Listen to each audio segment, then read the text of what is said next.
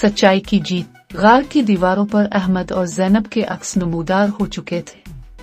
मुजस्समे की गरजदार आवाज गूंजी, अगर तुम्हें नीलम पत्थर चाहिए तो अपने अक्सों के सवालों का सच्चाई से जवाब देना होगा। पहला अक्स अहमद की तरफ देखकर बोला, क्या तुम कभी डरते नहीं? अहमद ने गहरी सांस ली और ईमानदारी से जवाब दिया, हाँ मैं भी डरता हूँ, लेकिन हिम्मत का मतलब खौफ पर काबू पाना है, न कि इसका ना होना। अक्स मुस्कुरा कर गायब हो गया। दूसरा अक्स ज़ैनब की तरफ मुड़ा और पूछा, क्या तुम हमेशा सच बोलती हो? ज़ैनब ने शर्मिंदगी से सर झुका लिया, नहीं, कभी कभार मैं छोटे झूठ बोल देती हूँ, लेकिन मैं हमेशा सच बोलने की कोशिश करती हूँ। ये सुनते ही दूसरा अक्स भी गायब हो गया। आखिरी अक्स दोनों की तरफ देखकर बोला, अगर तुम्हें पता चले कि नीलम पत्थर बहुत ताकतवर है और तुम उसे अपनी ख्वाहिशात पूरी करने के लिए इस्तेमाल कर सकते हो, तो क्या तुम इसे अपने पास रखोगे? अहमद और ज़ैनब ने एक दूसरे को देखा और एक साथ बोले, नहीं, हमें ये पत्थर सिर्फ जंगल को बचाने के लिए चाहिए,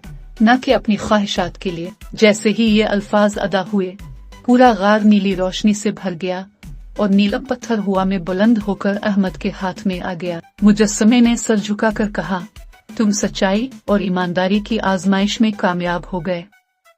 अब जाओ और जंगल को बचाओ। अहमद और ज़ैनब ने नीलम पत्थर हासिल कर लिया और बाहर निकले, जहाँ जिनवर उनका इंतजार कर रहा था। तुम दोनों ने कमाल कर दिया, जिनवर ने खुश होकर कहा।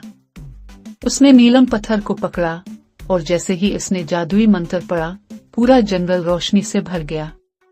मुर्दा दरख्त फिर से हरे हो गए, परिंदे खुशी से चहचहा उठे और जंगल में जिंदगी वापस आ गई। तुमने अपनी बहादुरी और सच्चाई से ये कारनामा अंजाम दिया, जिनवर ने कहा, अब तुम हमेशा इस जंगल के दोस्त रहोगे। अहमद और ज़ैनब खुशी से मुस्कुरा दिए।